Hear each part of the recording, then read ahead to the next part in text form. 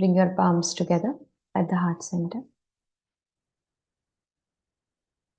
Allow the thumb to connect with the heart center. Gently close your eyes. Om Parthaya Pratibodhitam Bhagavatam Narayanena Swayam Vyasena Gratitam Puranamunina Madhye Mahabharatam Advaitaamrutavarshiniം Bhagavatim Ashtadashaadhyayiniം Amba Tvam Manusandadhami Bhagavad Gite Bhavatveshinim Mukam Karoti Vachalam Pangum Langayate Girim Yat Krupatamaham Vande Paramananda Madhavam Paramananda Madhavam. Gently bow your head down. Bring yourself to the class. Prepare yourself for the session. When you're ready, gently lift your head up, open your eyes, externalize. Om. We will continue with our understanding of the text. We will continue from the 10th verse. Please chant after me. Aparyaptam tadasmakam Aparyaptam tadasmakam balam bhishmabhirakshitam bhalam bhishmabhirakshitam paryaptam tvidame paryaptam paryaptam vidamishtam tadame balam bhimabhirakshitam. bhalam balam bhimabhirakshitam. bhirakshitam. Now everybody together. Slowly we will start. Second time chanting together. Aparyaptam tadasmakam balam bhishmabhirakshitam paryaptam tvidame tesham balam bhimabhirakshitam. Yes. Aparyaptam, immeasurable. Tadasmakam balam. That strength of ours is immeasurable. Who's saying this? Duryodhana. Why is he saying this? We'll connect it to verse 8. Go back to verse 8 for a moment and see. Who is mentioned in this verse? Bhavan Bhishmascha, Karnascha, Krupascha, Samitinjayaha, Ashwathama, Vikarnascha, Saumadatti, Stataivacha. In the 8th verse, at least 4 of them are bestowed with the gift of immortality. They cannot be killed. So this confidence of saying by Duryodhana that our army is greater is coming from where? Of having known that at least 4 people in my army are the ones who cannot be killed. And therefore he says, Balam Bhishma Bhirakshitam. Bhishma, who is also our general. How is he? Immortal, cannot be killed. That is, there is death at wish for them. As compared to Paryaptam Tvidame Tesham Balam Bhima Bhirakshitam. Bhima in the other army, in the army of the Pandavas. Although Bhima is not the general, what is the reason that Duryodhana is comparing his army general with not the general of another army? Because one, in strength, he is scared of Bhima out of the Pandavas. So are you able to understand twofold intention of this verse? First verse he says, Aparyaptam tadasmakam. Our army is far more sufficient. Why? Because we are more in number, and also at least 4 to 5 people in our army are having amritatva. That is, they have death at will as compared to their army.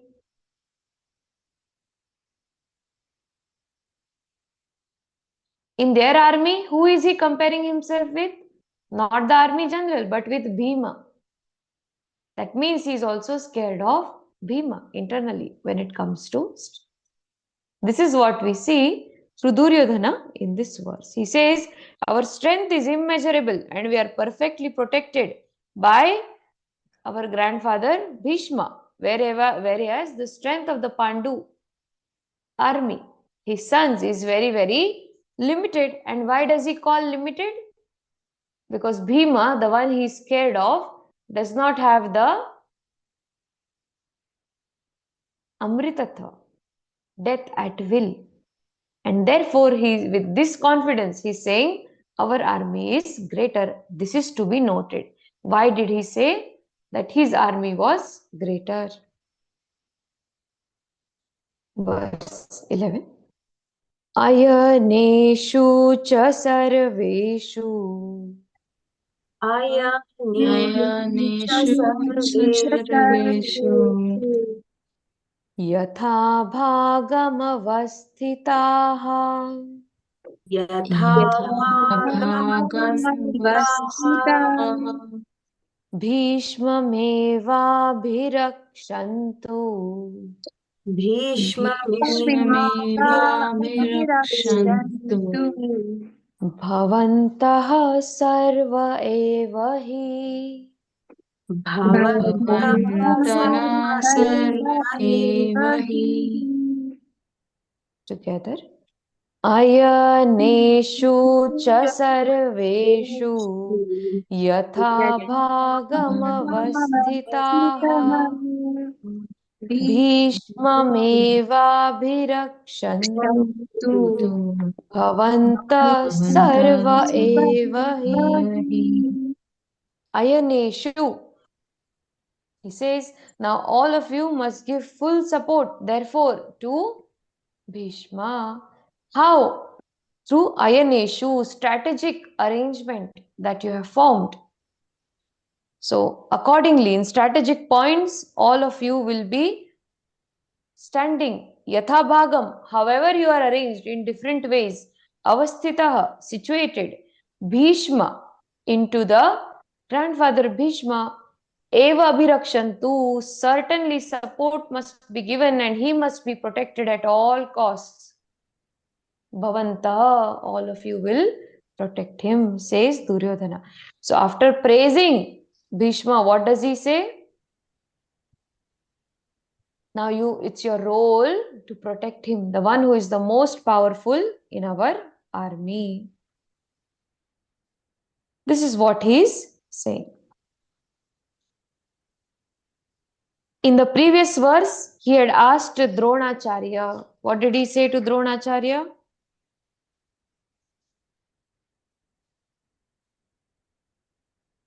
Dvijottama. You recall the term Dvijottama? Dvijottama means he went to the Dronacharya and he says that although you are Brahmin at birth, in the war, you are gifted to be partaking as a Kshatriya. So connect this with the verse where he says Dvijottama to Dronacharya. So in a way, what did he do? Duryodhana, we can say, he did not speak very pleasant about Dronacharya. He did not praise Dronacharya, but whom did he choose to praise? Bhishma. Why did he specifically say Dvijottama? Because he wanted to point that even if you are our teacher, Brahmin by birth, you are Dvijottama, you are not a born Kshatriya. So, fighting against the Pandavas or in a battle, I don't see you very qualified. And therefore, who is he praising now? Bhishma. This way also connect the verse. So understand, what did he do? He said Dhimata and Dvijottama. Two words he used to insult the teacher. And now he is praising whom? Bhishma. In this verse. Verse 7 and verse number 11 is to be connected, like we connected the previous verse. Sometimes the verses go by Manduka Plutagati, frog jump. So connection will come in like a frog jump. We study Shastras in three ways. Three Nyayas we use. Ganga Srotan Nyaya. That is, each verse is connected one after the other, one after the other. Then Manduka Plutagati. The study of the text sometimes requires us to jump from the understanding of one verse to the other verse.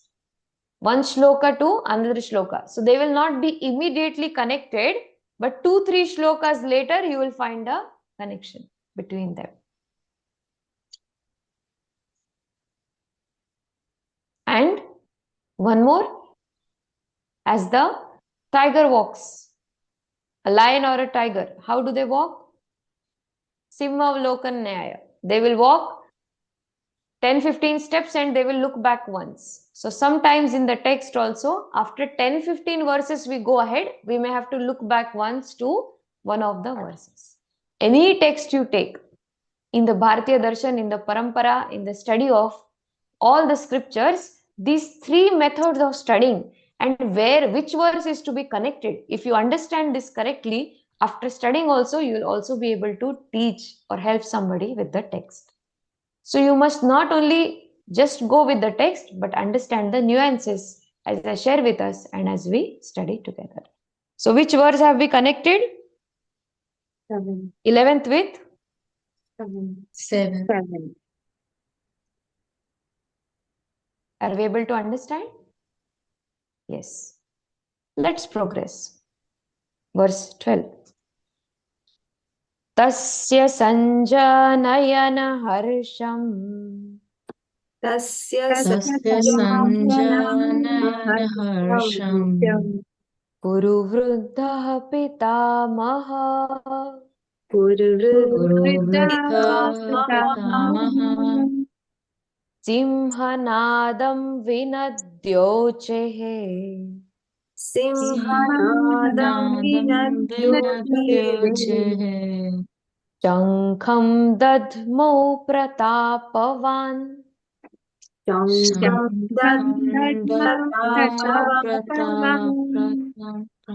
Together.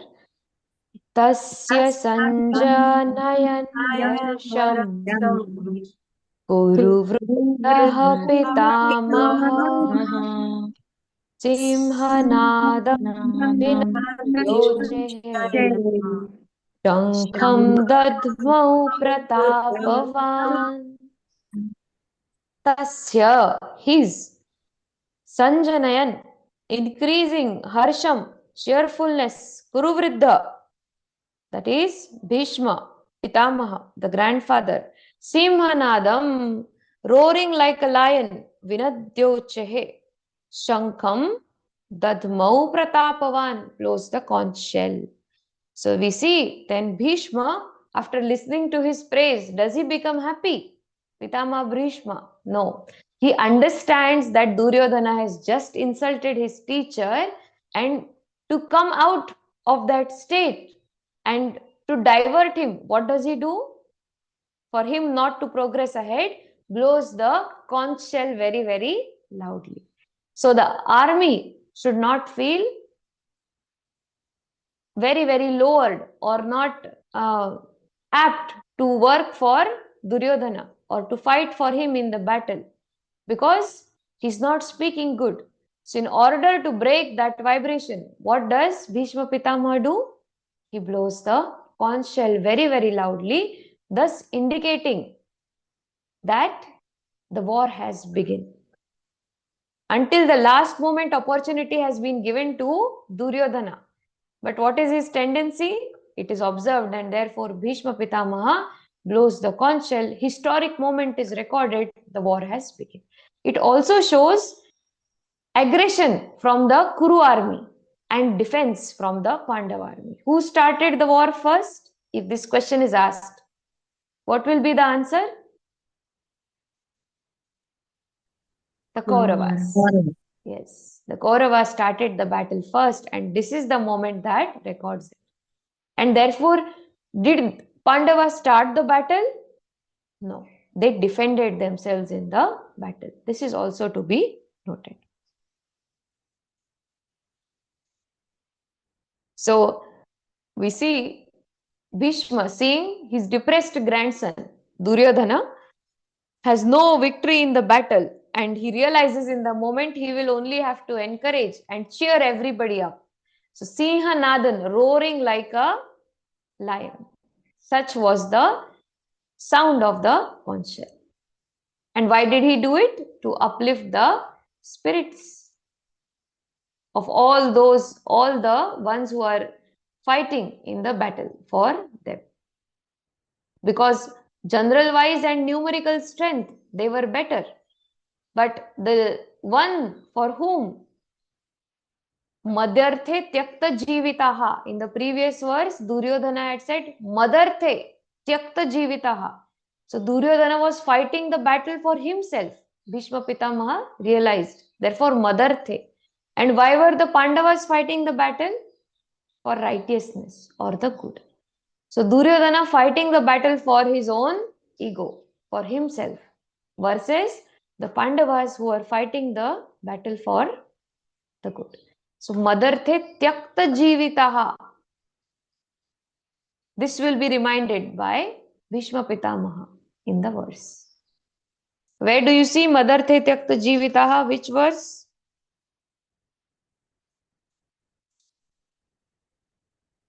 9th. So Bhishma Pitamaha is reminded immediately of what he has said. Madarthe tyakta jivitaha. Selfishly, he is going ahead. And at the same time, he realizes that I can't let him go on having a verbal diarrhea, going on speaking, and also lessening the moral of others who are participating in the war. And therefore, to cheer everybody up, what is used? Pratyahara is used. All of you are students of yoga. So pratyahara, withdrawal of senses, is done through nada pratyahara, conch shell. So conch shells were used as a method of pratyahara. Very important instrument in meditation. We will see now different conch shells will be discussed. Who is sharing all this with whom?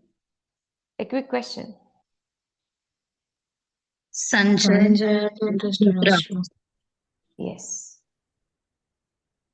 So first conch shell he has discussed. Let's see what happens after that. After this conch shell by Bhishma Pitamaha, what happens? Tatah shankascha bhairyascha Tata Shankashabharyascha Panavanaka gomukhaha Vanamukhaha Sahasaivaabhyahanyanta Sahasaivaabhyahanyanta Dashabdastu mulo bhavat. Dashabdastu mulo bhavat. Together. Tatah shankascha bhairyascha Panavanaka gomukhaha Sahasaivaabhyahanyanta Sashabdastu mulo bhavat. Tataha, thereafter, Shankha, conch shells, Cha, also, Bhairya, the bugles, Cha, Padavanaka, the trumpets and drums, Gomukhas, the horns, Sahasa, all of a sudden, Eva, Abhyanta, that is certainly, being simultaneously sounded, sashabda, combined with sound, tumulaha, tumulus, abhavat, became. Meaning, a response was also received from the opponent army of Pandavas by the Kauravas. In which way? Similar sounding conch shells. Only this much the verse discusses here. Verse 40. ततः श्वेतेर्हरेर्युक्ते ततः तथा स्वेते श्वेते हर्ये युक्ते महति स्यन्दने स्थितौ महति महति स्यन्दने स्यन्दने स्थितो माधवः पाण्डवश्चैव माधव पाण्डवश्चैव दिव्यौ शङ्खौ प्रदद्मतुः दिव्यौ दिव्यौ शङ्खं शङ्खो प्रदद्मतुः टुगेदर ततः श्वेतेर्हयैर्युक्ते महति स्यन्दने स्थितौ माधवः पाण्डवश्चैव दिव्यौ शङ्खौ प्रदद्मतु. It says on the other side, both Lord Krishna and Arjuna, stationed on a great chariot drawn by white horses, sounded their transcendental conch shell. Tataha is thereafter. Again, tataha is used 13 and 14. This is to be noted.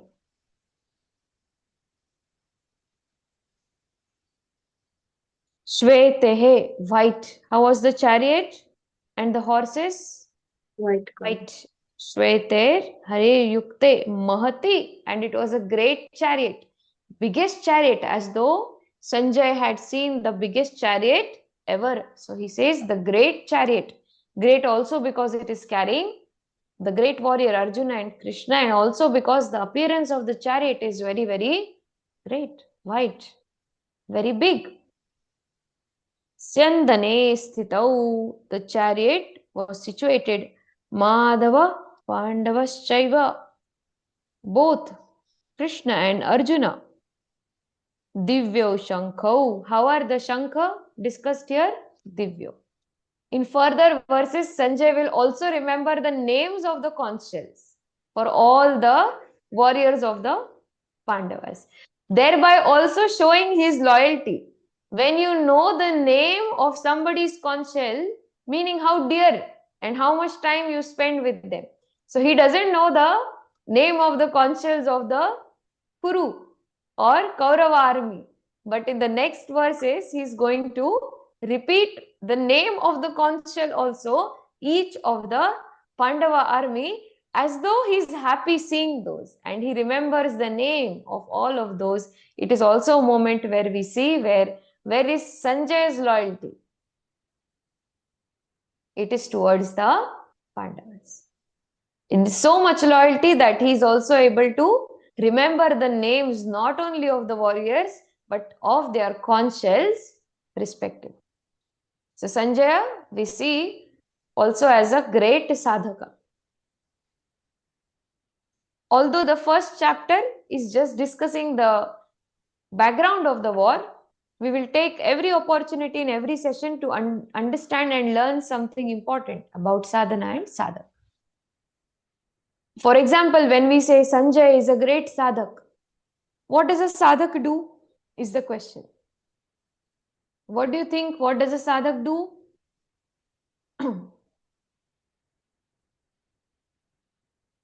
Sadhana. What is sadhana?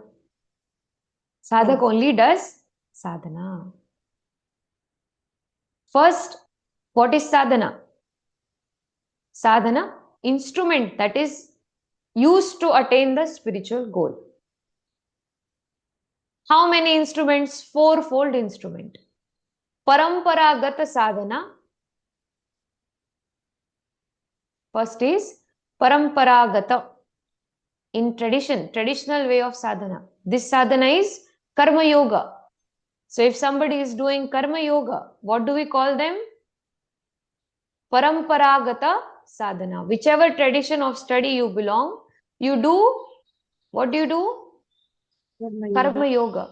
In that tradition, it is mandatory. It's a mandatory sadhana. If you are spiritual seeker, the teacher will give you some kind of karma yoga to be done. Ideally, it is towards the family. First, where karma yoga is given? Family. Because most of your raga and dvesha, really heavy things you carry from your heart, come from them. So the teacher will not tell you to go and fix somebody outside or resolve your relationships outside. First will say to the family. So the source of the wound is corrected. First you become familiar with the wound. You know the nature. You also see the one who has given the wound is also wounded in some way. So some compassion comes up in your heart. That they also went through their own struggles. After this compassion is experienced, you say, okay, let me do my bit. Let me do some karma yoga so I don't feel very heavy. So let me involve my family in sadhana. What is the way of involving family in sadhana? To start doing karma yoga for them. Whatever they are going through, at least you can be with them. That's the least you can do. That if you're staying in the family, if you're grahastha-ashrami, if you're a brahmachari, you're staying with the guru, right from cooking to cleaning, every possible way, the ego is dissolved. And another reason for this, whenever you work or you help the guru, what happens? The punya are given to you. So why there is Guru Seva mentioned? Because one who is on the path of mukti or moksha, what will this person do with the punya and papa of previous lives? Ishvara distributes this punya and papa of this person. The ones who serve him, punya is distributed to those people. So naturally good things start happening. They start immediately progressing on their professional path or any other path. And the ones who do not behave good with the guru or somebody who says something unpleasant, the papas go to them. Why? Because a person is on the path to moksha. So how is the prarabdha and sanchita karma samuchaya worked out for a spiritual seeker? Who is on the path of moksha or the guru? The one who is on the path of moksha, the guru, anybody who serves this person, the guru's punya are given. So first we advise, if you're staying with the guru, in any way, serve the guru, so you get punya bala. All the good deeds of the guru are given, because there is non-attachment even with the good done by the guru. For moksha, the finishing of both papa and punya is required. So whom to give the punya? So guru says, cannot give you directly. You do this naturally, Ishvara will give you. Who gives this? Ishvara. So faster the punya is reduced, the faster moksha for the guru also. So Ishvara is waiting. Who comes to serve? And in case by mistake the one who is on the path of moksha incurs good karma, so I don't want to give another birth to him or her. So even after moksha, whatever good karmas are being done, the ones who come into the feet of the teacher, they are distributed. So therefore, first, very important, paramparagata sadhana, which is karma yoga. It is inevitable. You cannot escape it. You have to choose either to do it for your family, either to do it for the guru or unknown people, volunteership. It's up to you. But what is advised by the teacher? If you are in grahastha-ashram, in family life, first do it towards your family members. That is your first battle. You win it like Arjuna. He's doing his karma yoga towards his family. Being on the battlefield, he's fulfilling his Kshatriya dharma, whether he likes it or not. So when you observe closely the wounds also of the family, you realize they are caught in their own karmic cycle. You cannot do anything about it. So at least the hatred comes down towards them. At least anger towards them comes down. You are better as a sadhu when you practice karma yoga. If you're not doing karma yoga, no use. You cannot move forward towards the next step of sadhana. What will be the next step of sadhana? Bahiranga sadhana.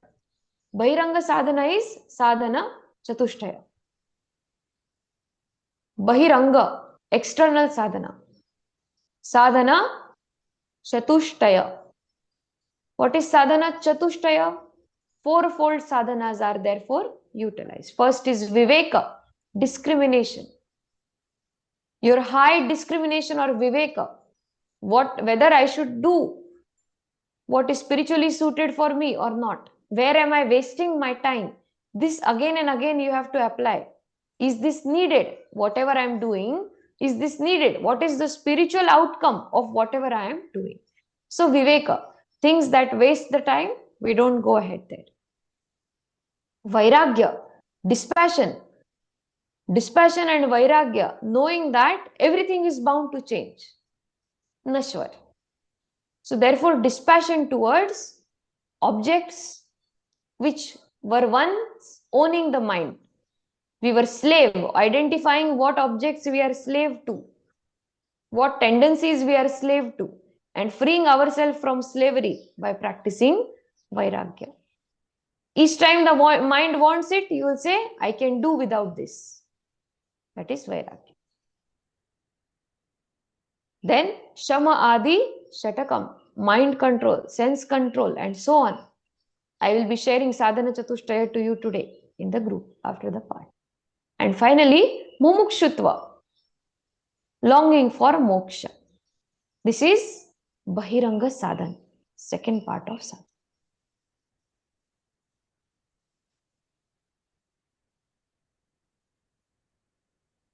For now, you are only eligible to listen to both of these. Antaranga and next part of sadhana will be given to ones who complete the last chapter.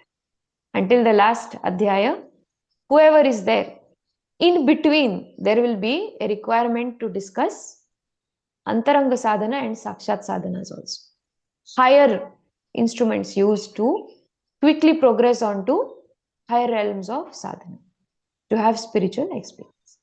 But for us to contemplate on which are the two we must, where we are and which way we are going, we are presently on Paramparagata sadhana, Karma Yoga. And where we are progressing towards Bahiranga sadhana. What is Bahiranga sadhana? Sadhana chatushtaya. Sadhana chatushtaya. It will be shared with you today. You have to follow. And why we are discussing this? Understanding Sanjaya as a Uchchakoti sadhak, yogi. So he is practicing and he has practiced all of these. We will take any questions if we have or pause here today. We finished from 10th to 14th verse, 4 verses. First chapter is usually giving a description. So it's a visualization. Maya, all the Maya is contained in the first chapter. Brother, father, also guru, also teacher, also battlefield. We have to cross the Maya, reach the second chapter. Do ask if you have questions or we conclude for today.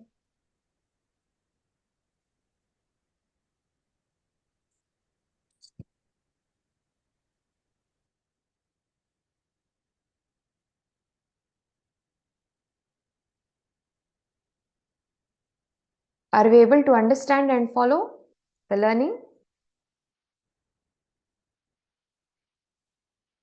We conclude then for today with Purnamada. Bring your palms together. Om Purnamadaha Purnamidam Purnat Purnamudachyate Purnasya Purnamadaya Purnameva Vashishyate. Om Shanti Shanti Shanti. Gently bow your head down. Feel grateful for this learning.